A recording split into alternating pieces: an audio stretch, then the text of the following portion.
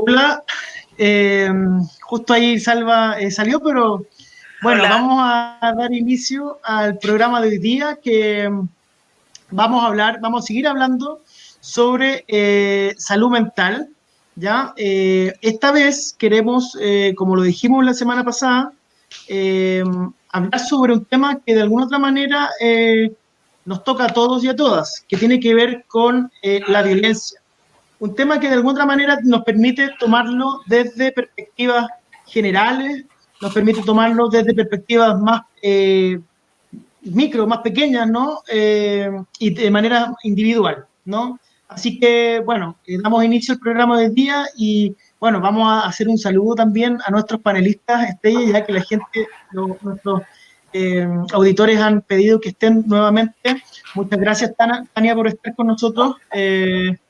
No, Buenas tardes y muchas gracias, Salva, por acompañarnos. ¿Cómo están? Muchas, ¿Cómo les ha ido en la semana? bien, bien.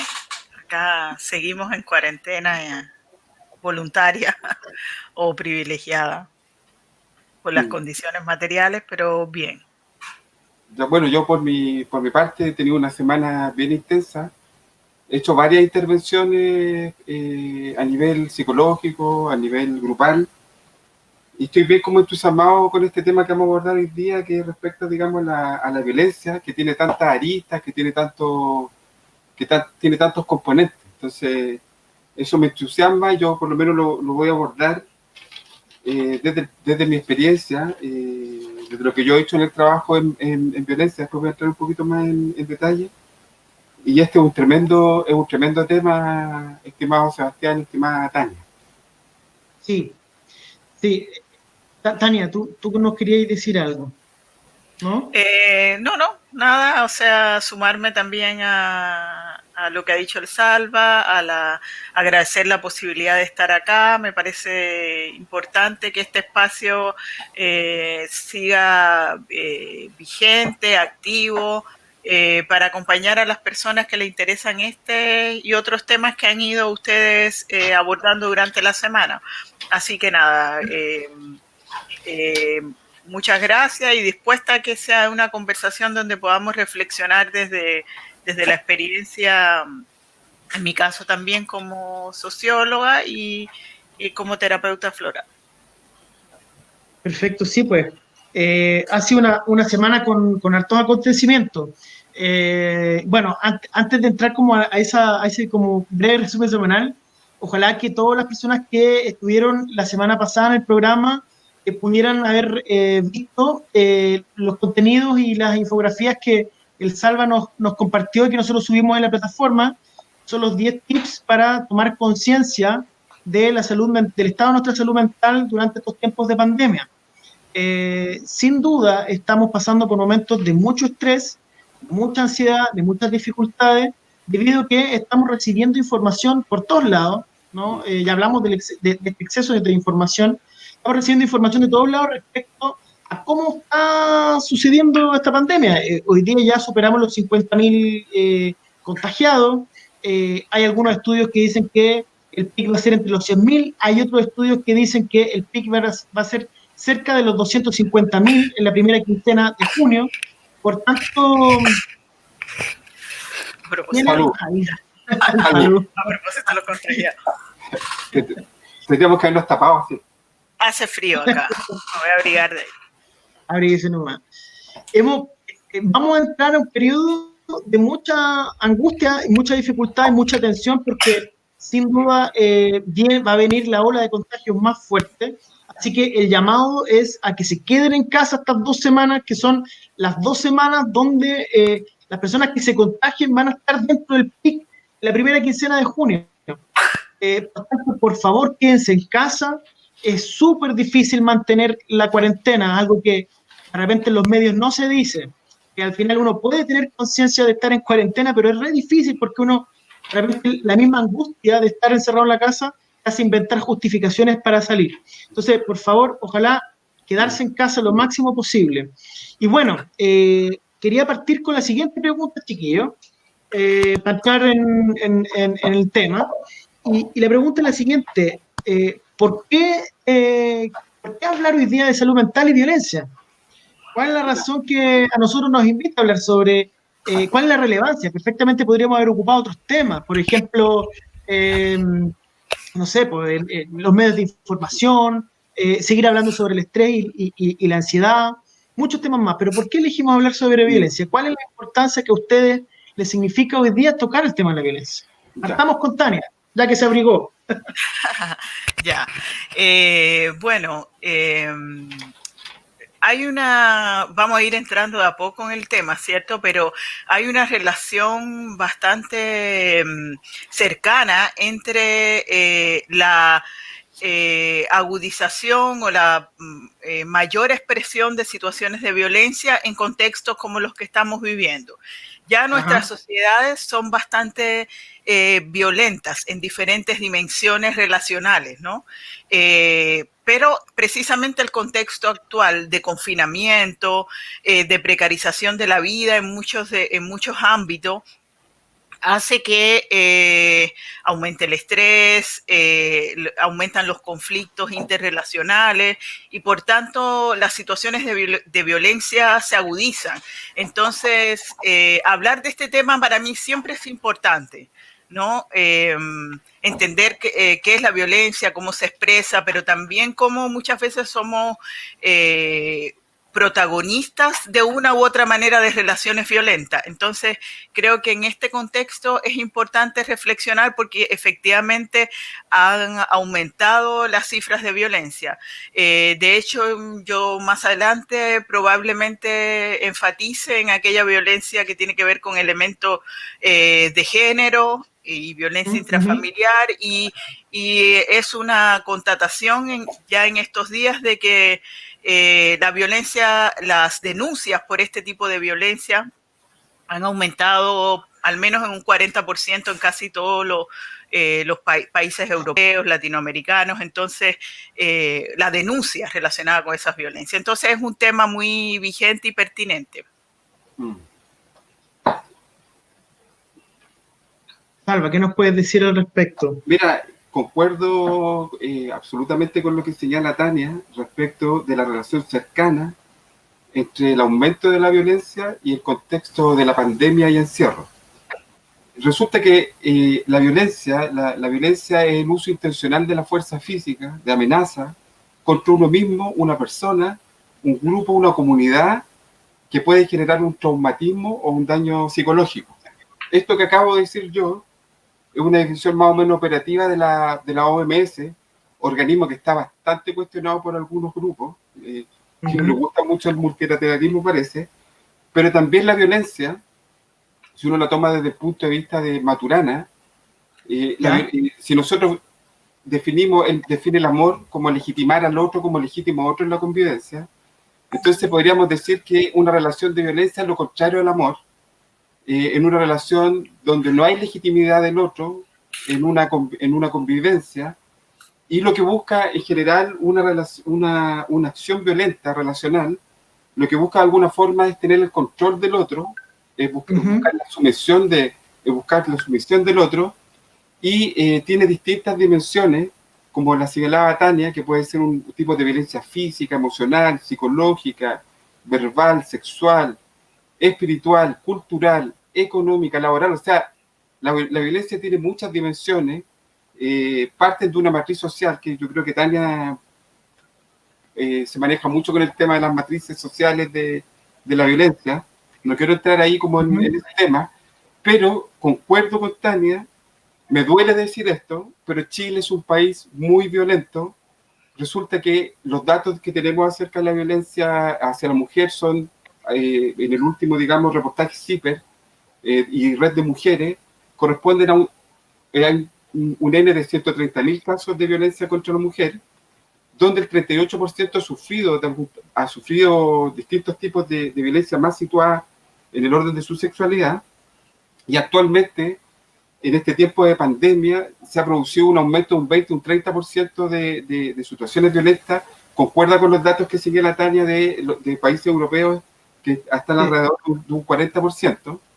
Y le voy a dar dos datos más para como iniciar esta conversación, que resulta que el estudio de la UNICEF del año 2012 señala que la violencia contra los niños de 10 niños, esto debería llevarnos a escándalo, de 10 niños, 7 han vivido algún tipo de violencia, y del conjunto del 70%, 8.1 ha vivido alguna situación de abuso sexual. Y ni siquiera hemos visto ahora otro tipo de violencia, como corresponde, digamos, al bullying, como corresponde al acoso laboral, como corresponde al racismo, porque el racismo, es otra forma de violencia. Es otra forma de violencia. Entonces, si tú te das cuenta, en el contexto de pandemia y en el contexto de la salud mental, todos estos indicadores, todas estas formas de violencia van en un aumento progresivo en la medida que estamos confinados.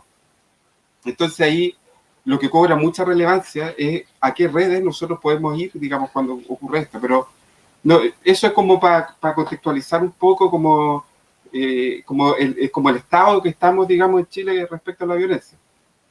Sí, ¿puedo, Sí, Sebastián? por favor, por favor.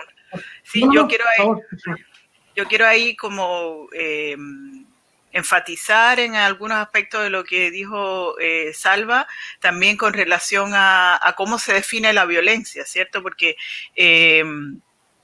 muchas veces pensamos que la persona violenta o la violencia solo ocurre cuando cuando hay violencia física, o sea, cuando se mata a alguien o cuando se vulnera en la dimensión física o se somete al otro o a los otros, ¿no?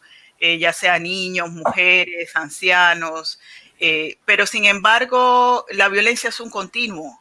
Y por eso es importante cuando se reflexiona con respecto a la violencia que podamos ir como entendiendo los diferentes niveles en que la violencia se va instalando. Por ejemplo, cómo se va instalando a nivel de nuestras representaciones más culturales que tenemos sobre lo que somos, sobre lo que son los otros, los estereotipos que tenemos sobre las personas, por ejemplo, migrantes, o de otra raza, o que tenemos sobre las mujeres, muchas veces, o que tenemos sobre las personas de la diversidad sexual, muchas veces compartimos cierta representación del otro que ya es deslegitimadora de su digamos, de su ser, de su integridad como ser humano, como persona, o que tiene un conjunto de derechos que deben ser respetados por el hecho de ser persona. Entonces, muchas veces actuamos desde relaciones y desde representaciones que vamos alimentando esa subjetividad a través de los chistes, a través de los medios de comunicación. Entonces yo quería como rescatar y enfatizar en eso para que no veamos la violencia como algo que está fuera de nosotros. El Salva también decía, por ejemplo, la definición de Maturana y bueno, como mismo lo ha dicho Maturana, por ejemplo, hay sociólogos muy renombrados como Michel Foucault, que habla de la violencia en las relaciones cotidianas, o más que de la violencia, de las relaciones de poder. Porque todos permanentemente estamos en un flujo de relaciones de poder, en nuestra familia, en la relación con nuestra pareja, en la relación que tenemos con nuestras hijas y hijos, y lo que generalmente pasa es que esos modelos de relaciones de poder son modelos autoritarios, donde el otro no es reconocido como un otro legítimo, no es reconocido como un otro autónomo, con capacidad de discernimiento. Entonces vamos avanzando en los niveles muchas veces de deslegitimación de los otros que terminan constituyéndose o expresándose a través de la violencia física o de las agresiones o la vulneración de los derechos más graves. Pero lo voy a dejar por acá en ese énfasis, pero en definitiva quiero insistir en que somos actores dentro de un sistema de relaciones donde compartimos el poder. Todos tenemos una dosis de poder que ponemos en juego en nuestras relaciones. Ahora, que eso no necesariamente se constituye en violencia y que hay diferentes niveles obvio, y que no es lo mismo la violencia del Estado o la violencia que puede, o el poder que tiene un padre sobre un hijo, etcétera, pero sí como destacar ese poder que tenemos transformador también de las relaciones violentas o de las relaciones de poder que llegan a convertirse en relaciones violentas. Sí, muy interesante el registro donde ustedes están instalando la discusión, porque en definitiva lo que cabe decir hoy día y ahora es, somos en Chile es una sociedad violenta, ¿no? Y cómo estos aspectos culturales, sociales, institucionales de esa violencia se manifiestan. Por ejemplo, anoté algunas cosas de las cuales ustedes comentaban. Por ejemplo, sin duda hay una violencia institucional. Sin duda hay una violencia institucional que se manifiesta, por ejemplo, en desigualdades respecto al medio ambiente, por ejemplo, lo que vive Puchuncaví Ventana hoy día, es una manifestación institucional de violencia, sin duda, porque ahí están primando ciertos principios que se sobreponen a los derechos de salud, ¿no? Y de vivir una vida digna y sin contaminación de la gente que vive en esos lugares. Entonces, para mí es una manifestación de violencia, sin duda. Por ejemplo, la vivienda, el derecho a la vivienda. Personas que tengan que vivir en el margen o buscar formas muy poco dignas para poder vivir. Por ejemplo, los migrantes, cuando tienen que arrendar entre muchas personas una vivienda y vivir entre varios también. Eso también es una manifestación institucional de violencia. ¿Para qué vamos a hablar de la salud? Yo creo que la salud es uno de los temas que hoy día está en la mesa y la gente de alguna otra manera dice, pucha, esto sí que es desigualdad, esta cuestión sí que es violenta. Por ejemplo, que se tenga que elegir sobre darle una cama o un respirador a una persona sobre otra. Por ejemplo, no sé si ustedes se acuerdan de una vez que salió el Servicio Médico Regional de Temuco, que habían publicado, me parece, en su página web, que habían definido, y solamente pasó por 30 minutos, habían definido que las personas con preexistencia o enfermedades crónicas, personas con VIH, personas con diabetes, no iban a ser consideradas al momento de repartir los ventiladores si es que caíamos en una situación de escasez.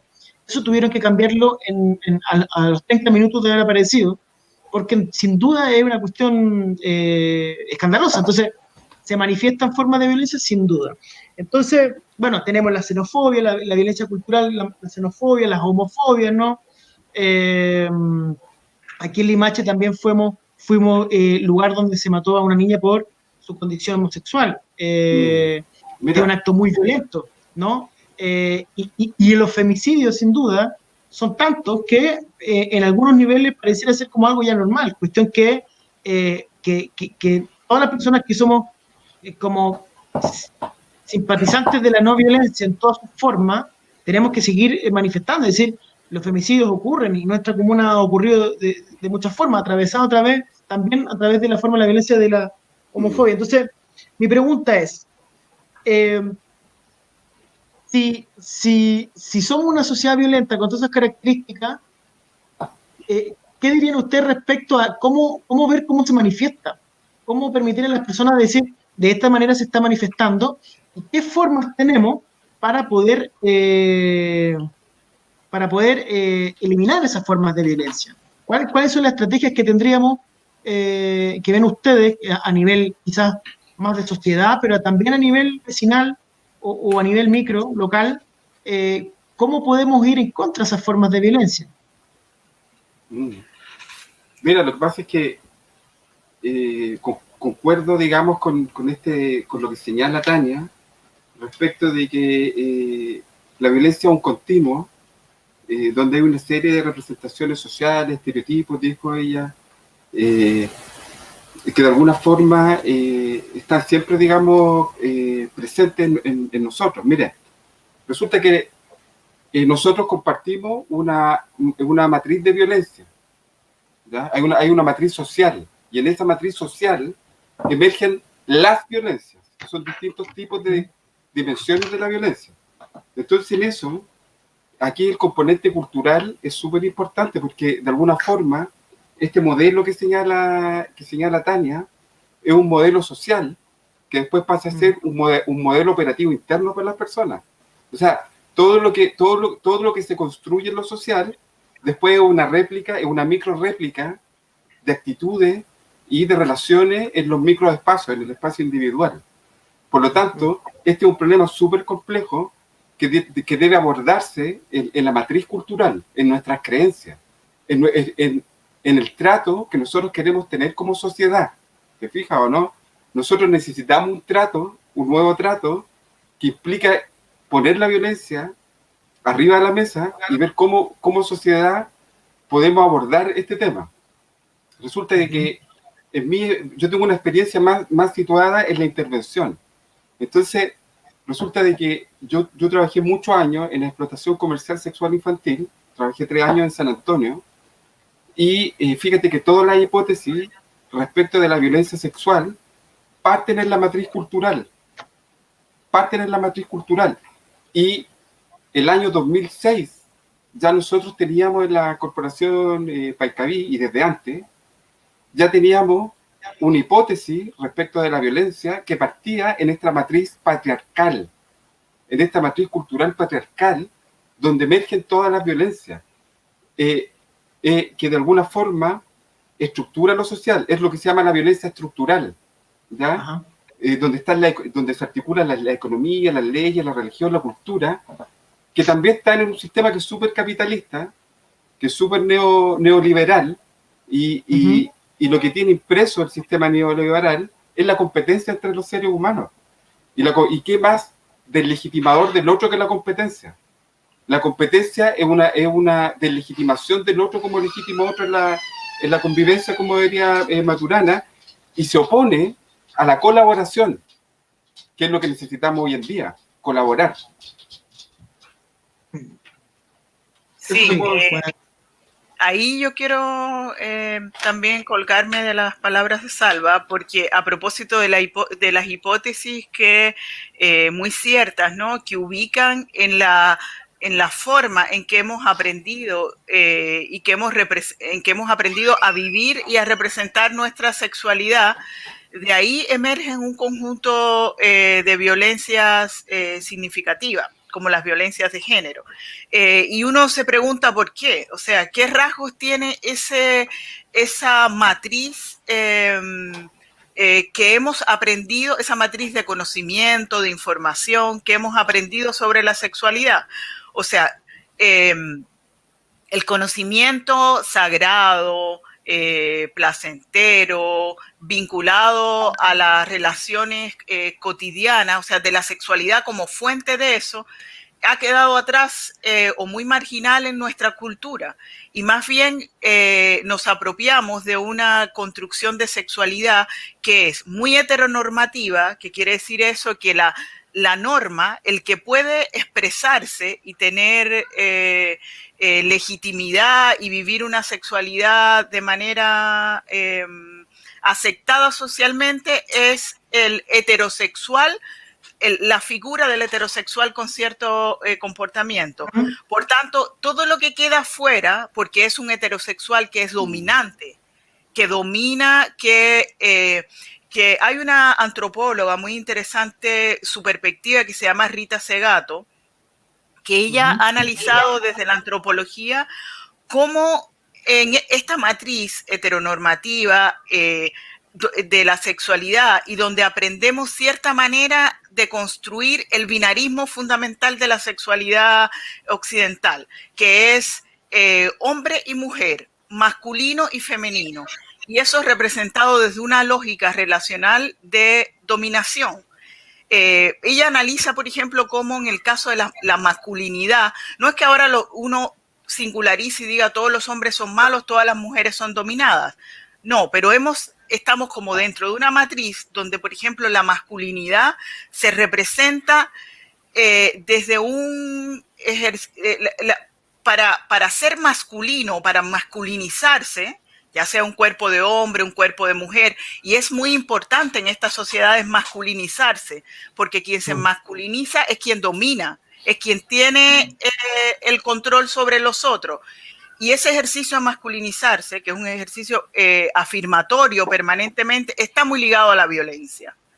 O sea, yo tengo que mostrar permanentemente y por eso los hombres tienen eso más marcado en su aprendizaje, porque el hombre tiene que mostrar permanentemente esa potencia violenta, ¿no? Esa potencia de soberanía sobre los otros. Y esto es un acto, Rita Segato dice, esto es un evento público, es como, esto tiene que estarse siempre poniendo en show, como si fuera un show. Siempre hay que, la masculinidad siempre tiene esa exigencia de mostrar su potencia que está muy ligada al control de los otros. Y por ejemplo, ella analiza, todos recordamos el caso de la manada en España, la violación colectiva. Y ella, bueno, los datos dicen que después de este evento, solamente en el 2019 se dieron 43 violaciones colectivas y, bueno, 135 desde que ocurrió, y los datos puede que estén desactualizados o que haya subregistro. Pero ella analiza por qué este comportamiento se mimetiza, se copia, y es en definitiva porque hay un aprendizaje de la masculinidad que es muy violento, que necesita y que por tanto esto se repite de manera muchas veces inconsciente o poco reflexionado en nuestra cultura. Entonces, para no monopolizar la palabra, pero sí decir que efectivamente esta matriz que tenemos de la sexualidad, tal como dice el Salva, efectivamente desde esa matriz heteronormativa, violenta, binarista, que no se constituye desde un relacionamiento amoroso, sino en este formato hombre-mujer y bajo determinado patrón de relaciones, bueno, muchas de esas representaciones tienen que ver con la violencia. Y después es muy difícil desaprender eso en el marco de nuestras relaciones personales, cotidianas, porque la cultura tampoco nos ayuda a ese ejercicio reflexivo. Sí, interesante esa reflexión, cómo lo tomas tú, Tania, respecto a la construcción de la masculinidad, porque sin duda los hombres estamos sujetos a temprana edad a manifestar nuestra masculinidad con actos que incluso son violentos con nuestra propia personalidad. O sea, chicos, que si tú no quieres jugar a la pelota, si tú no te quieres mostrar en los camarines, si tú eres más delicado, si eres más sensible, ya la sociedad te empieza a acostumbrar a que de alguna otra manera, violentamente, la sociedad te acostumbra violentamente porque te enfrentas a la desaprobación de tus compañeros, colectivamente, ¿no? Te empiezas a acostumbrar a que hay ciertas cosas que no van de la mano con el ideal masculino que demanda la sociedad. Por ejemplo, yo soy homosexual y tempranamente me di cuenta que tenía que generar ciertas estrategias como pasar piola, ¿no? Esa estrategia, cuando tú ya estás grande, ya estás formado, cuando tú ya tienes una visión del mundo y una visión de ti mismo, te das cuenta, haciendo la retrospectiva, que estuviste sujeto primero a actos violentos, ¿no? Pero también a mucho estrés, a mucha ansiedad. Entonces, la respuesta son dos las opciones. O construye la manera de cómo enfrentar, con una estrategia, cómo enfrentar eso, que termina finalmente asumiendo que eres distinto, desde ser distinto al resto, hasta tener una sexualidad diferente, ¿no? O te acostumbras a reproducir esa violencia y a validarla. Entonces, súper interesante lo que tú mencionas en eso. Súper interesante. Quisiera como reforzar algo que se ha señalado respecto de esta matriz que está súper heteronormada y que de alguna forma lo que hace esta matriz cultural desde el punto de vista de la acción y del comportamiento es la rigidización de los roles, de lo femenino y de lo masculino. Y resulta que la rigidización del rol también nos lleva, digamos, a violencias, ¿ya? Entonces, una de las formas de poder, digamos, desrigidizar este rol es tratar de intervenir la violencia tratando de deconstruirla, ¿ya? yo les voy a contar, les voy a contar una pequeña, digamos, no anécdota, sino que tiene que ver como parte del trabajo que yo he realizado, una vez trabajando con un grupo de jóvenes entre 14 y 16 años, entre 14 y 18 años. Yo hice un taller de sexualidad y resulta que este taller de sexualidad lo hice con un material que me prestó la Tania, a lo mejor ni se acuerda la Tania, que era un libro que ella sacó de un taller de género, estoy hablando del 2005-2006, cuando ella llegó por acá. Entonces, ese taller a mí me sirvió como de base, porque es un taller de construcción de género, ese taller. Entonces, yo a los adolescentes, a los jóvenes, le preguntaba yo qué es lo que es ser hombre, qué es lo que es ser mujer, a partir de unas preguntas guías que la Tania me prestó, que estaban en su libro. Entonces, hago este recuerdo, Tania, para que entonces resulta que empezaron a emerger ahí narrativas súper violentas, porque cuando se les preguntaba a estos jóvenes, a esta población, ¿qué es ser mujer? Ellos significaban el ser mujer, algunos como echarle gasolina, echar gasolina, sirve para echarle gasolina. En ese tiempo, el año 2005-2006, y para que veáis la influencia de la cultura, se puso de moda el reggaetón. Entonces había un cantante en 2005 que hablaba de, hablaba de echarle gasolina a las mujeres, que le gusta la gasolina. Entonces ese acto es un acto que tiene una connotación obviamente sexual, pero también un acto de objetivización del otro. Cuando nosotros le preguntamos acerca de los roles de las mujeres, o sea, las mujeres tienen que estar en la cocina, como esas respuestas que uno cree, estoy hablando de 2005-2006.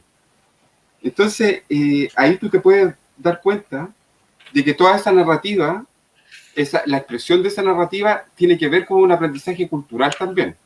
¿Qué es lo que nos pasa a los hombres? Muchas veces los hombres, los varones más que los hombres, los varones actuamos un texto esperable. Este texto esperable, este es el texto de lo que espera la cultura de nosotros. Por ejemplo, los hombres no lloran, tienes que ser fuerte, los hombres tienen que trabajar 25 horas, digamos, al día, no muestran sus sentimientos, tienen que ser fuertes. Y ese texto es un texto que está en la construcción de la masculinidad, y muchas veces, y esto es como lo dramático de este tema, muchas veces los hombres que actúan este texto se sienten con una discrepancia entre lo que actúan y lo que sienten. A veces muchos quisieran tener otras formas de expresión, muchos quisieran no ser, digamos, tener estos mandatos. Entonces, muchas veces estos saberes son saberes que no se saben, pero que se dicen. Son saberes que no se saben conscientemente, pero que se actúan. Y ahí está este valor este valor que señala la Tania, que muchas veces quedan como estos roles y estas formas quedan como valores inconscientes, que se actúan. Entonces ahí yo creo que uno de los desafíos es en esta matriz de violencia, cómo desde lo social, cómo desde lo terapéutico, cómo desde lo psicológico, en este tema de pandemia, intervenimos en la violencia, porque resulta que en este tiempo y en este contexto en el cual estamos, va a haber una tendencia al aumento de la violencia, porque también hay una tendencia de nosotros a estar más irritados, a estar más enojados y a estar más ansiosos.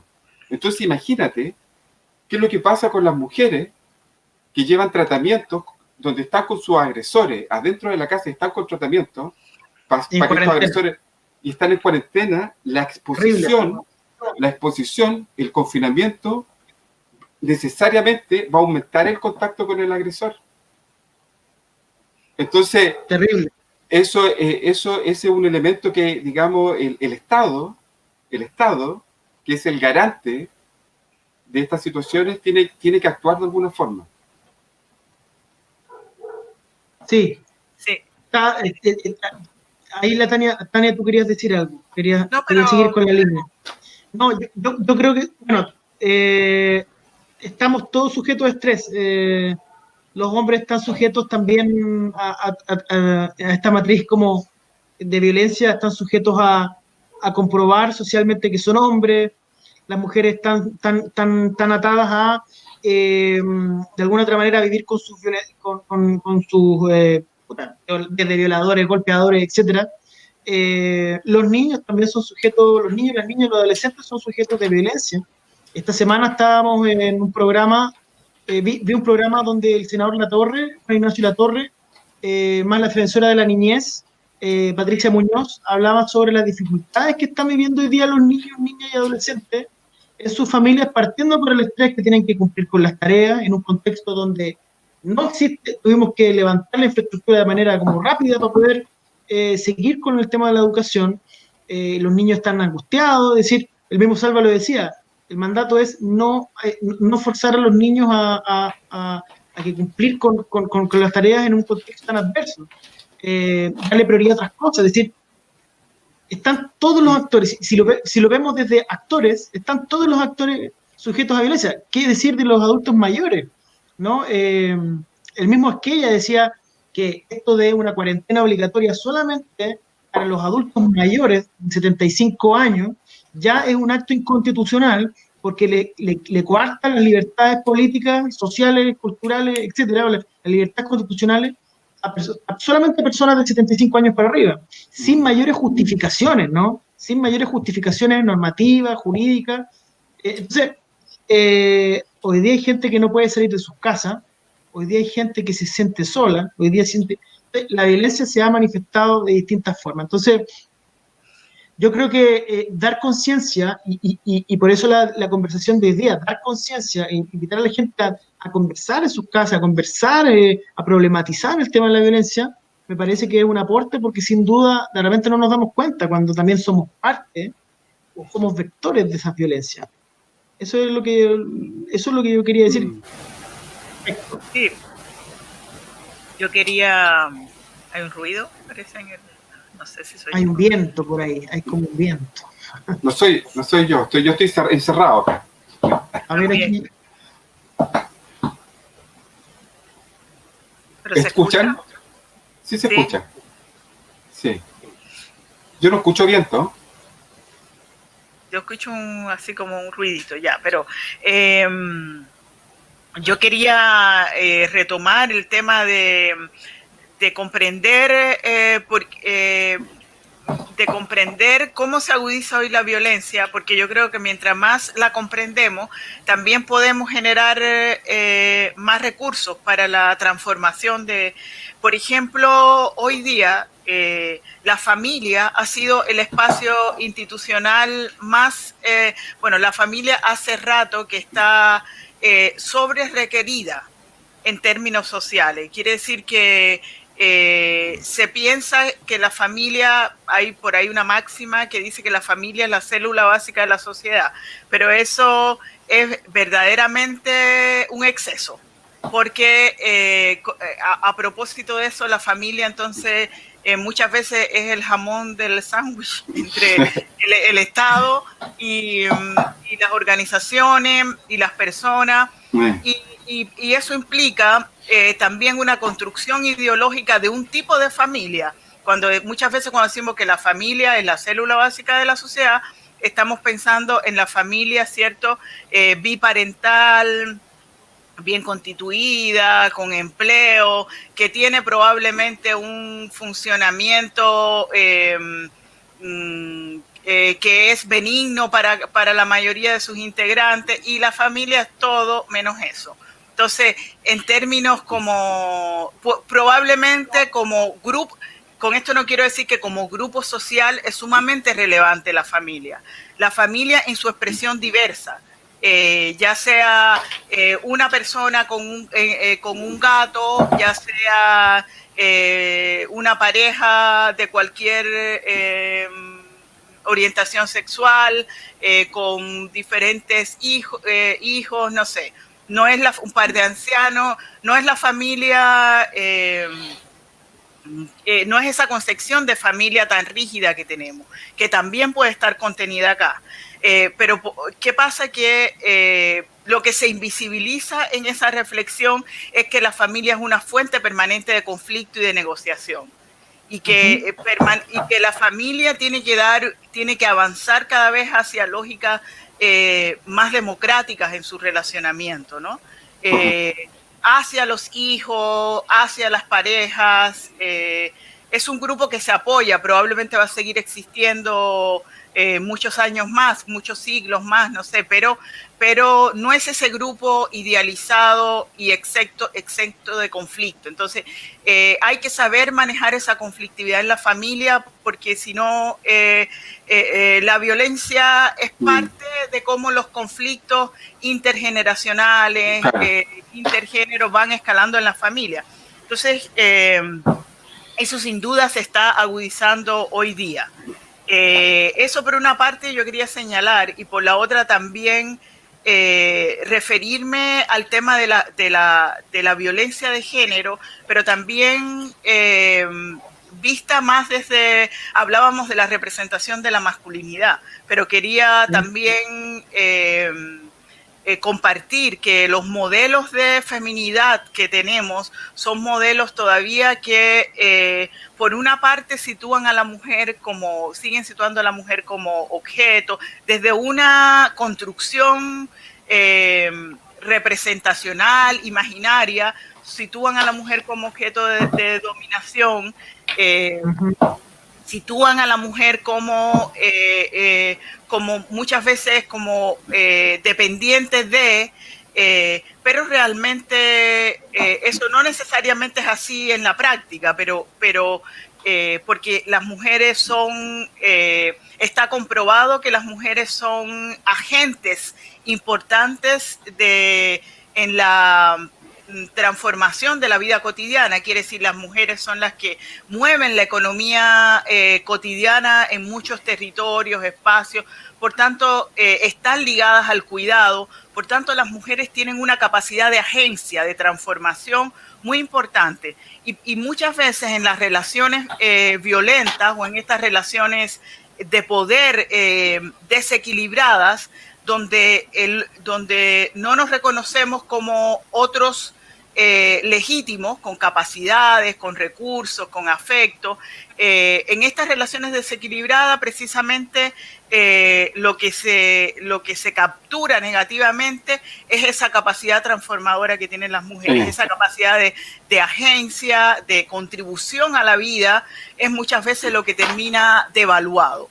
Entonces, hay que darle un poco de vuelta también a ese tema que tiene que ver con cómo nos definimos desde el género, femenino y masculino, cómo nos vemos en nuestras capacidades. Y solo para terminar este punto, decir algo que había dicho el Salva también, del guión.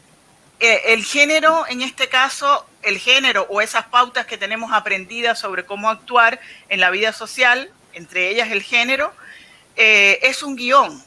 Y eso quiere decir que es performativo, que cada día podemos transformarlo, pero transformarlo porque ahí salen las alarmas conservadoras. ¿Transformarlo para qué? Para convertirnos en diablos, para convertirnos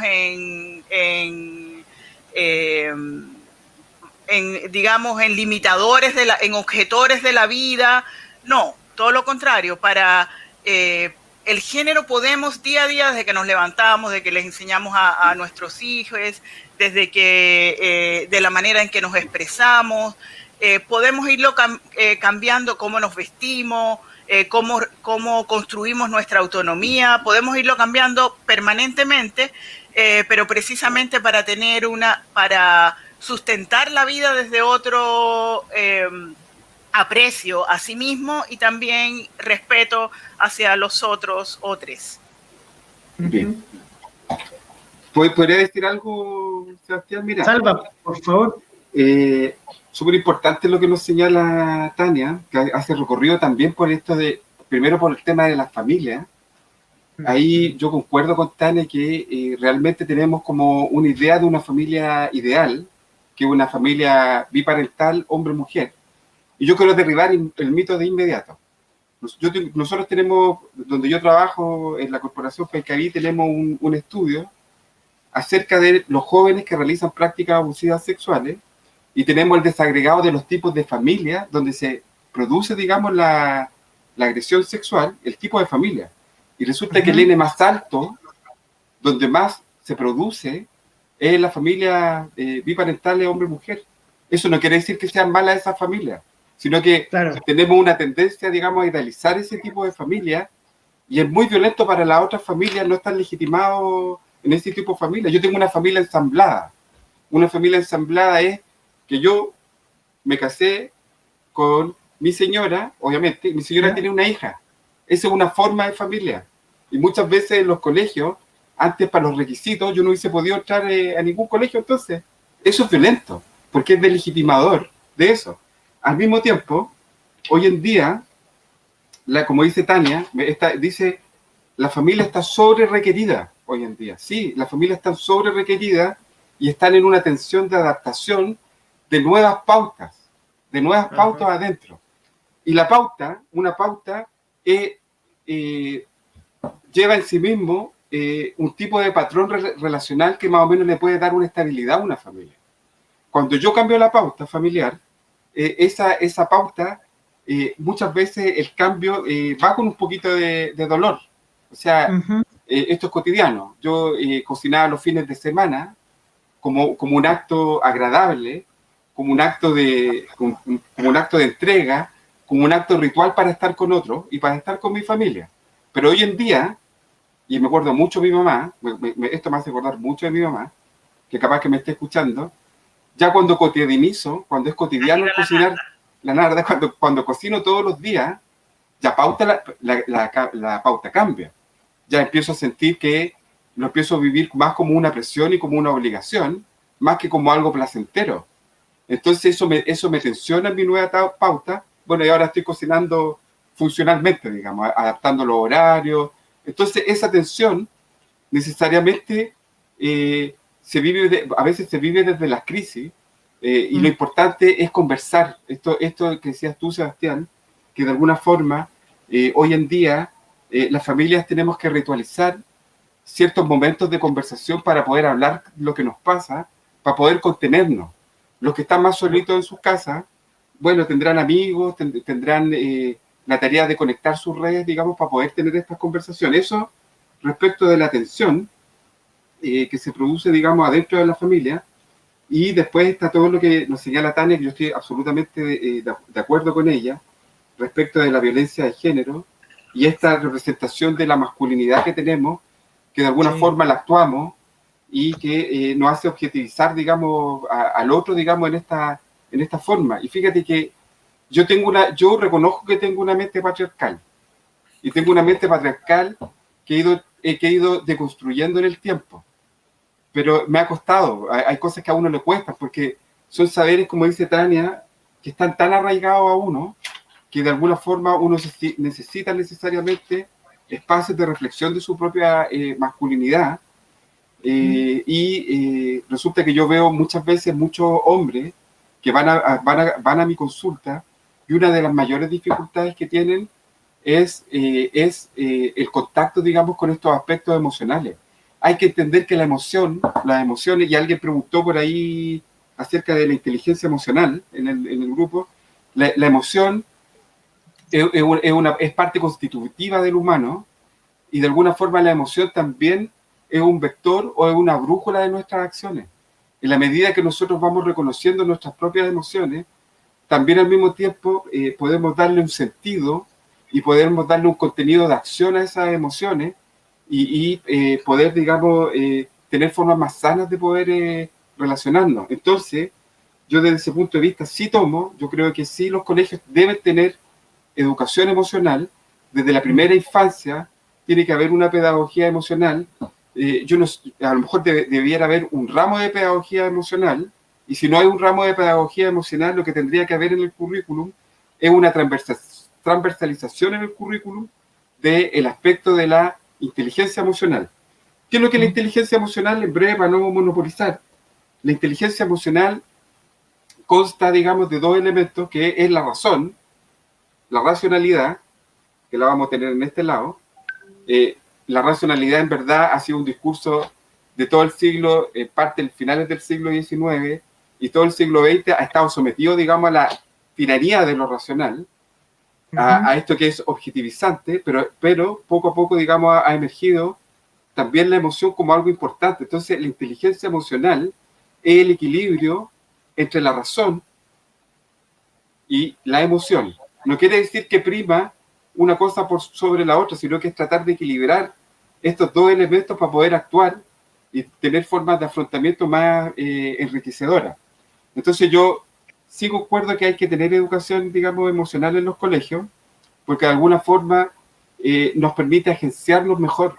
Agenciar significa poder tomar decisiones y hacernos cargos de esas decisiones de una forma más sana y constructiva con el otro.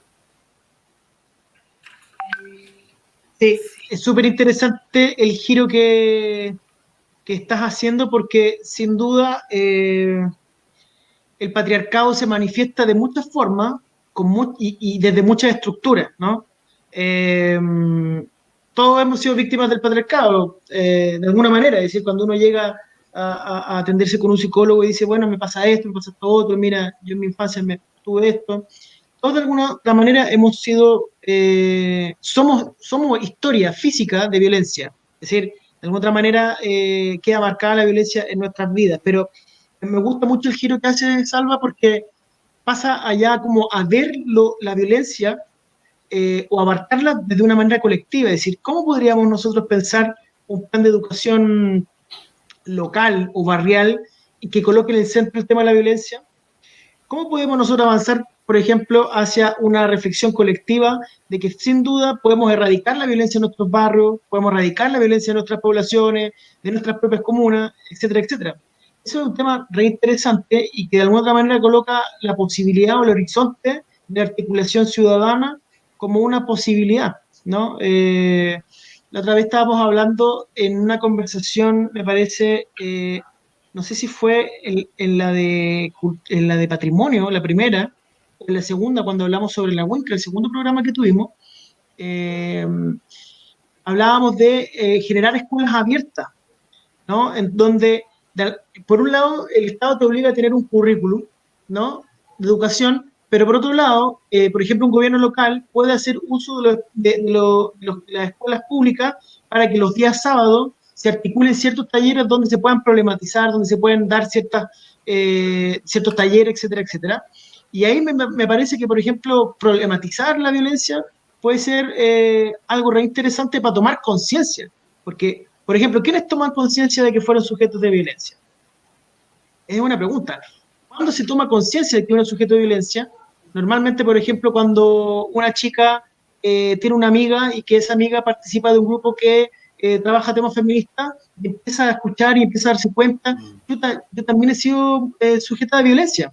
O, por ejemplo, cuando uno va a un psicólogo, cuando se empieza a dar cuenta, cuando es hombre y tiene problemas, dice, oye, es que en realidad todas estas neurosis que a mí me dan son porque cuando chico fui sujeto de violencia sexual o de violencia física, y te vas dando cuenta. Entonces, ¿cómo Sí, podemos porque, ayudar hoy día a las personas? ¿Cuáles podrían ser los tips que ustedes nos pueden dar, Tania y Salva, para que las personas de alguna otra manera puedan darse cuenta que son sujetos de violencia o son actores que ejercen violencia, que también es el en vez del problema? Es decir, somos víctimas, pero también no nos damos cuenta cuando somos victimarios. Es decir, ¿cuándo paramos la reproducción de la violencia patriarcal o cultural? Entonces, eso es una Sí. pregunta que me gustaría dejar encima de la mesa. Sí, yo ahí quiero aportar que precisamente si uno habla más en positivo, por ejemplo, el Salva decía que precisamente lo contrario a la violencia es el amor. Aunque suene cliché, biólogo, místico, y de diferentes ramas y saberes de la humanidad se han referido al amor como un vínculo relacional que se funda en el respeto a sí mismo y respeto a los otros. Nosotros vivimos en marcos sociales que son muy intolerantes. ¿Sí? Donde permanentemente estamos como imponiendo un registro de lo que es hegemónico, de lo que es verdadero. Entonces yo creo que incluso cuando uno no particulariza las violencias, si uno empieza a generar una educación que sea más respetuosa consigo mismo y con el otro, o sea, podríamos avanzar harto en disminuir la violencia. Por supuesto que este es un nivel, el nivel educativo, y cuando la violencia ya está instalada y se expresa de manera física o de diferentes formas, hay que combatirla, hay que generar acciones pero muchas veces ya cuando llegamos a eso es tarde. Entonces, yo creo que, por ejemplo, a nivel territorial, comunitario, han empezado a emerger un montón de redes que precisamente ponen al sujeto y su bienestar en el centro. Y no es un bienestar desconectado de los otros, no es el bienestar neoliberal de que ya yo me siento bien con la satisfacción de mis deseos más... no importa que eso implique pasarle por encima a los otros, no implique que eso, sino es como el bienestar interdependiente, el bienestar que se respeta a sí mismo y a los otros. Entonces yo creo que en ese sentido hay mucho por avanzar en términos educacionales, pero yo creo que igual es importante activar las redes o generar, potenciar los espacios comunitarios, que muchas veces son diversos, con ideologías diversas, con enfoques diferentes, pero que apuntan hacia un mismo objetivo, que es una educación más consciente, más respetuosa, más centrada en el respeto a sí mismo y a los otros que no son necesariamente humanos. Entonces, yo veo por ahí algo esperanzador. Y bueno, en el caso más concreto de la violencia de género, la violencia hacia las mujeres, yo insto a las mujeres que me están escuchando que viven en relación, primero las mujeres somos, yo quiero insistir que las mujeres somos agentes de transformación muy importantes. Toda mujer, los hombres, las personas en general, todas tenemos esa potencialidad, pero ahora yo le estoy hablando a las mujeres. Las mujeres somos, precisamente por el rol que hemos histórico, que hemos aprendido de sostenibilidad de la vida, de cuidados, de crianza, somos agentes muy importantes en la transformación de sí misma y del resto. Entonces, yo insto a las mujeres que me están escuchando, que han vivido alguna situación de violencia, que no necesariamente es la violencia física, que no es, pero que sí ya se expresa a cualquier nivel. O sea, cuando yo digo violencia es cuando yo siento que yo no estoy siendo respetada en mis derechos, en mis aspiraciones más básicas, en el reconocimiento que yo tengo como ser humano. Mi consejo es no obviar eso, no silenciar, tratar de conectarse con las redes. Muchas veces el proceso, como se ha dicho aquí, de subvertir, de transformar los aprendizajes, lo que traemos instalado, es un proceso duro, difícil. Muchas veces no contamos con las redes materiales para ello, pero se puede salir de los circuitos de violencia. No hay que esperar, nadie quiere llegar a ser una más. Una mujer más fallecida, una persona más violentada. Entonces, yo creo que en el caso de las mujeres, que las redes se han fortalecido, hay que ocuparlas. Yo sé que en Limache hay varios espacios, que nos acerquemos a esos espacios sin prejuicio para aprender, ya sean los espacios feministas, los espacios de desarrollo personal, pero lo importante es abrir la ventanita. Lo importante es iniciar un camino y no silenciar el dolor personal o la sensación de irrespeto, de que algo me vulnera. En el caso de Limache, yo quiero, porque sé que ha aumentado harto las expresiones de violencia de género y violencia hacia las mujeres. Yo colaboro con una organización que se llama Madre Protégeme, que está acá en Limache, que su coordinadora es Claudia Tapia, y que Claudia me autorizó para que yo pudiera compartir su teléfono, porque en este momento no se está, o sea, la organización sigue funcionando, pero hay algunas cosas como limitadas porque no estamos en el espacio físico. Entonces, pero sigue prestando apoyo a la violencia intrafamiliar en general, que afecta a mujeres, niños. Podríamos colocar la plataforma, la información de la agrupación, si es que tienen, y el número de teléfono también. Sí, tengo el número, la organización se llama Madre Protégeme, es de acá de Limache, su coordinadora es Claudia Tapia, y bueno, tengo su número telefónico para que después lo puedas compartir por la... Súper, muchas gracias. Oye, es bien interesante lo que se está señalando, ¿se escucha bien? Súper bien. Perdonen, yo me tuve que ausentar porque empezó a salir humo de esta chimenea que había acá y me empecé como a intoxicar un poco, así que tuve que abrir la ventana para necesitamos moderador, que el moderador esté vivo. Bueno. Estoy así. Oye, fíjate que es bien interesante lo que estamos conversando y de repente me vino como a propósito del amor, a propósito de las emociones.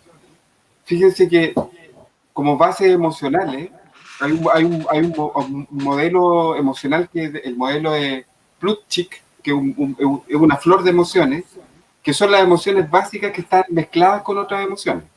Entonces fíjense que la sumisión, pensando un poco en las relaciones que se dan en las relaciones de pareja, la sumisión comparte como base emocional la aprobación y el temor, la sumisión. Y resulta que los seres humanos a veces confundimos el amor, porque el amor tiene como base emocional también la aprobación, pero con admiración. Y la sumisión comparte la aprobación, pero desde el temor. Entonces, muchas veces se confunde uno con el amor. Piensa que es una relación de sumisión donde yo apruebo algo, pero siento temor y hay una cierta atención ahí, eso lo confundimos con el amor. Entonces es súper importante que para poder combatir, no sé si la palabra es combatir la violencia, sino más bien porque combatir también tiene un significante ahí medio de la lucha, pero digo que para deconstruir la violencia, uno tiene que desconstruirla también en lo cotidiano. Cuando tú tienes cuando un papá para educar le pega a un hijo, aparte que lo va a dejar traumado y estaría, digamos, en el 70% en que en Chile, digamos, se maltrata, cuando yo resuelvo de esa forma, le estoy enseñando a mi hijo que eso se resuelve con violencia. Y después si lo aplasto y lo humillo, lo que estoy construyendo ahí es un disciplinado. Es un disciplinado que después cualquiera lo va a acabar y lo va a poner sumiso. Cuando un padre es violento con su hija en su educación, o cuando un padre tiene un modelo muy autoritario, después en la elección de pareja, a veces inconscientemente se busca el mismo modelo porque es un modelo esperable, porque es un modelo que ya está que es como cotidiano. Y resulta que lo que es cotidiano muchas veces está naturalizado como formas de violencia. Entonces lo que hay que hacer es denaturalizar la violencia, porque muchas veces estas pautas ni siquiera las vemos, ni siquiera las vemos en la familia. Y como se señala acá, todo lo que nos se dice, todo lo no dicho, de alguna forma se expresa y se dice desde los síntomas físicos, desde el cuerpo o desde nuestro malestar. Por lo tanto, todo lo no dicho nos enferma. Por lo tanto, como dice Tania, estos temas hay que ponerlos arriba de la mesa, hay que hablarlo. Uno en este tema de la violencia, Sebastián, Tania, uno tiene que ser un poco activista en esto. O sea, cuando uno está trabajando el tema de la violencia, uno tiene que denunciar la violencia desde donde viene. Y si uno está en lugares violentos, uno tiene que denunciar esa violencia o esa deslegitimación, porque la dimensión de la violencia también tiene cómplices, también tiene encubridores. Por lo tanto, si nosotros tenemos un acto de violencia y nosotros no actuamos, si hay un niño que está siendo golpeado por su mamá en la calle y nosotros no somos capaces de hacer un stop ahí o hacer una intervención, nosotros somos responsables de ello. Entonces, avanzar hacia una cultura de buen trato también es tomar conciencia de esto, es tomar conciencia también que nosotros en nuestra biografía también hemos vivido a lo mejor algunos tipos de violencia también. Por lo tanto, también la violencia tenemos que trabajarla en nosotros. Otro ejemplo les voy a poner. Por ejemplo, el marido, el esposo, le pega a la señora, le pega no a su mujer, porque tampoco es a usted de compañera. A su compañera. Hablar de mi mujer también es una apropiación, ojo. Sí, obvio. Con su compañera, le pega a su compañera, el niño ve esto, está admirando ese modelo, que es más probable que después lo replique. Pero después también, la mamá también, por rabia con su marido, también se desquita con su hijo que es hombre. Y después, el hijo que es hombre, como ya tiene este modelo de representación interna, después tiene una pareja o una polola, y después se desquita con la polola. Entonces, la violencia va generando más violencia. Y en un momento, la violencia, digamos, hay que interrumpirla. Y para interrumpirla hay que visualizarla. Lo primero que se hace para intervenir en violencia es visualizarla, por un lado, y después desnaturalizarla. Y resulta de que muchas veces uno está metido en relaciones de violencia y no se da cuenta. Y pasa esto, como que todos miran alrededor y dicen, oye, ¿cómo este puede estar metido en esta relación y no la ve? Y todos externamente pueden estar mirando esta relación, pero el que está implicado, como tiene todos estos aprendizajes y todos estos modelajes anteriores, está ciego. Le cuesta más poder mirar. Sin duda. Por eso creo que es súper atingente lo que tú dices, porque al final, si tú haces una extrapolación a nivel más general, más macro, por eso el llamado es a cambiar la Constitución. Es decir, también nuestra Constitución es uno de los pilares que fundamenta mucha institucionalidad que es violenta, ¿no? Entonces, en ese sentido, el recorrido que hoy día hemos hecho respecto a la violencia en todas sus formas nos permite encontrarla en distintos lugares, en la familia, en la individualidad propia, en uno mismo, en las relaciones interpersonales, ¿no? Pero también a nivel institucional. Yo quería ir cerrando un poco porque ya llevamos más de una hora, ¿ya? Pero también decir que este es un tema que no se acaba. Yo creo que a mí me gustaría preguntarle a Tania si podemos hacer, a propósito de que es un tema sobre salud mental, pero también un tema general de la sociedad, si podemos hacer un programa un viernes respecto a la violencia de género, que es un tema que yo creo que es fundamental hoy día. Es decir, nadie está ajeno a la violencia de género. Todos estamos sometidos a la violencia de género, ¿no? O porque la vemos, o porque conocemos a alguien, o hemos visto un episodio de violencia, o simplemente porque no nos gusta lo que estamos viviendo en nuestro país. Y obvio que hoy día la violencia de género está aumentando si tenemos mujeres que viven y están obligadas a estar en cuarentena con quienes las violentan. Entonces, me gustaría ver si podemos explorar la posibilidad de invitar a alguien de alguna organización que tú conozcas, Tania, para hablar específicamente de algo que acá en Limache nos ha tocado de cerca, ¿no? Ya lo dijimos, ya tuvimos a una chica que asesinaron a 4 cuadras de acá, de mi casa, en el Parque Brasil, en la noche, ¿no?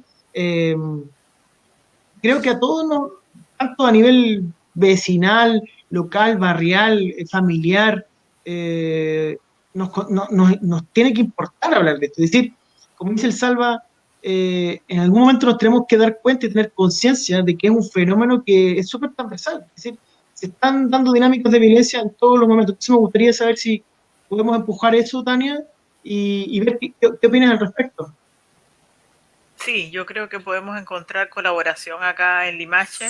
No comprometo nada por acá porque después pueden decir que eso fue un poco violento, pero sí, yo creo que sí. Yo me comprometo yo y en tratar de invitar a alguna eh, compañera de estas causas. Súper bien, súper bien. Yo también voy a tratar de buscar, bueno, alguna compañera también de acá de Limache o de otras comunas que tienen alguna organización respecto a alguna organización feminista que también nos pueda hablar desde su experiencia, de qué es lo que están haciendo, cuáles son sus estrategias para difundir la lucha contra la violencia de género y que nos cuente también, y para hacer los links, porque también este espacio es para generar articulaciones entre distintas organizaciones y bueno, así que genial. Yo también me aboco a esa tarea y esperemos que la próxima semana ya tengamos la posibilidad de levantar este panel porque creo que es fundamental ir puntualmente a los temas de violencia. Es decir, si tenemos que abordar un panel de violencia sobre niños, niñas y adolescentes, me parece muy interesante. Y bueno, hay que seguir avanzando y para eso este espacio, para ir llevando ciertos contenidos que normalmente no tenemos. Así que yo quisiera ver si podemos, si Salva nos puede regalar una última reflexión en torno al tema y a Tania también y cerrar para despedirnos de nuestros auditores. Bueno, yo en verdad estoy muy agradecido de este espacio que en lo personal ha sido bastante terapéutico. En verdad ha sido bastante terapéutico para mí poder expresarme, poder decir lo que siento, digamos, respecto a la salud mental. Yo creo que este espacio es fundamental para poder generar redes con la comunidad, para que la gente de Limache empiece, digamos, a aglutinarse de buena forma. Creo que de alguna forma la situación país que estamos viviendo hace que tengamos, digamos, la necesidad de autocuidarnos, de cuidar en las redes más próximas. Creo que vamos a tener que gestionar nuestra incertidumbre de súper buena forma. Gestionar nuestra incertidumbre quiere decir que de alguna forma vamos a tener que empezar a construir vida barrial y vida local de una forma de poder organizar nuestras experiencias y tener ciertas certidumbres, pero en el plano de lo local. Yo siento que lo local hoy en día va a cobrar mucha relevancia y es muy importante que estos espacios de salud mental que se continúen, digamos, realizando, que esta plataforma pueda llegar, digamos, a toda la gente de Limache, digamos, y otras comunas también, porque estos espacios son fundamentales, digamos, para poder salir y para poder tener espacios de contención también, porque sin lugar a dudas que hay muchas personas que han estado escuchando y que se sienten identificadas con lo que uno dice o de alguna forma también empiezan a visibilizar que hay formas para salir de esto y también empiezan a visibilizar que no están tan solas. Entonces, yo siento que este espacio de plataforma barrial de Limache es una plataforma de acompañamiento para las personas y estuve muy agradecido por eso. Muchas gracias también a ti, Salva. Sí, yo igual que el Salva agradezco el espacio y la posibilidad que uno tiene a través de él de contribuir con nuestros saberes, nuestras experiencias,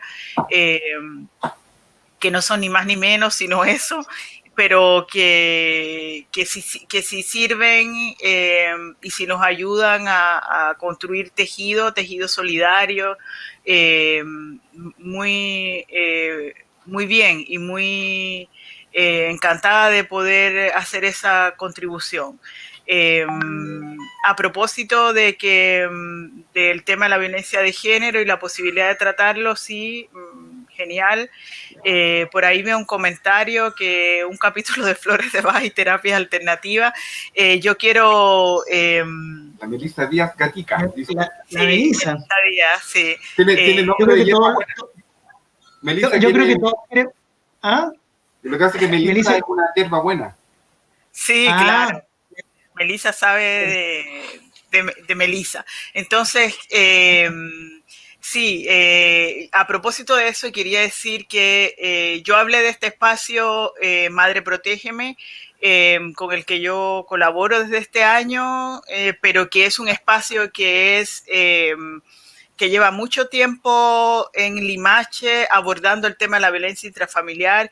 Es un espacio que está pensado precisamente para las mujeres que tienen, que no tienen abundantes recursos, por tanto tiene una plataforma que es bastante solidaria, también para otro tipo de mujeres, pero que insistir que voy a compartir el dato. Y a propósito de lo que decía Melissa, que va mucho con, bueno, además de la orientación, yo no gano nada por promocionar el espacio, soy voluntaria de gano compartir. Con compartir, gano con las ganas de que gano en satisfacción si efectivamente este espacio se puede fortalecer y puede seguir ayudando a otras personas. Pero lo que sí quiero compartir es que precisamente que ofrece el espacio: acompañamiento psicológico, acompañamiento también en todo el tema de las asesorías jurídicas, pero también hay harto taller y harto trabajo desde las terapias alternativas, como un proceso también muy, desde mi punto de vista, creo que muy aportador para hacer este camino lento y profundo que es la transformación personal hacia la conexión consigo mismo o misma o misme de respeto, en definitiva. Así que nada, muy agradecida del espacio y qué bien si sirvió, y qué bueno que pudimos compartir nosotros tres. Sí, pues. No, yo desde ya quisiera agradecerles, chicos, chicas, y chiques, bueno, pero sí, sin duda, quiero agradecerles porque para el equipo, para Melissa, para mí, para los chicos que estamos detrás del proyecto de Barrio Limache, también es como un honor tenerlos y sentir como estas ganas de compartir las experiencias que han tenido ustedes, pero además también las ganas también de ir en ayuda de personas que quizás lo necesitan y que se sienten muy agradecidas de la información que les está llegando. Este es un espacio de esas características, una plataforma que está al servicio de entregar información que sea funcional, válida y eficiente y efectiva para las personas que lo necesitan en nuestros barrios de Limache. Por tanto, bueno, la idea es ir tomando varios temas, ¿no? Hemos tomado patrimonio, el lunes hablamos con la Melissa, hablamos sobre las pymes, hemos hablado de la Winca, que es nuestro pulmón verde, hoy día y la semana pasada hemos hablado de salud mental. Queremos ir tomando ciertos temas que sean significativos y que permitan llevar temas que hoy día son sensibles para nuestros vecinos y vecinas. Así que este es un espacio abierto para quien quiera sumarse, bienvenido sea, lo sumamos a la programación. Y bueno, sigamos llevando información interesante y relevante a los vecinos, y están permanentemente invitados. Así que muchas gracias a todos, muchas gracias a los chicos y chicas que nos escribieron y nos mandaron sus comentarios. Vamos a recogerlos también. Ojalá que tengamos ese programa de terapias alternativas y de flores. Y muchas gracias, Salva, también por toda tu experiencia. Les iba a preguntar, Salva, si ¿tienes información respecto a la Fundación Paikadí o parece como la... Mira, te voy a hacer llegar, porque la red de mujeres tiene una infografía muy buena. Me la mandó la Bárbara, me la mandó. ¿Ya? Mi hija adoptiva me la mandó, porque me mandó una infografía respecto, digamos, todas las redes que hay disponibles, la Defensoría de la Niñez, Sergio Economía. O sea, te voy a hacer llegar eso, porque eso es súper importante que las personas puedan disponer de dónde llamar y con quién, digamos, interactuar en las distintas violencias. Así que te lo voy a hacer llegar para que podamos, digamos, publicarlo y que la gente pueda tener, digamos, esa información. Y Súper también bien. de todo eso te lo voy a dar, que yo trabajo hace 14, 15 años en Paicaví, que es una tremenda ONG que atiende 3.000 niños, digamos, a nivel, digamos, nacional. Tiene mucha información, han escrito mucho. Entonces, ahí también, digamos, hay una red muy importante. Entiendo esto de la articulación de las redes, Sebastián. Súper bien, súper bien. Así que contamos con esos materiales, se los vamos a subir a la página para que los auditores puedan verlo y también puedan compartirlo. Y bueno, desde ya, muchas gracias a todos y a todas y a todos.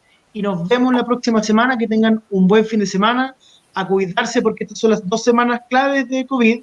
Se nos acerca el pic, así que cuídense ustedes, cuídense a sus familias, a sus seres queridos y también cuiden al barrio. Así que un gran abrazo, besos y muchas gracias a todos y a todas. Chao, Tania. Chao, Salvador. Chao, chao. Chao. Chao, chao, que estén bien.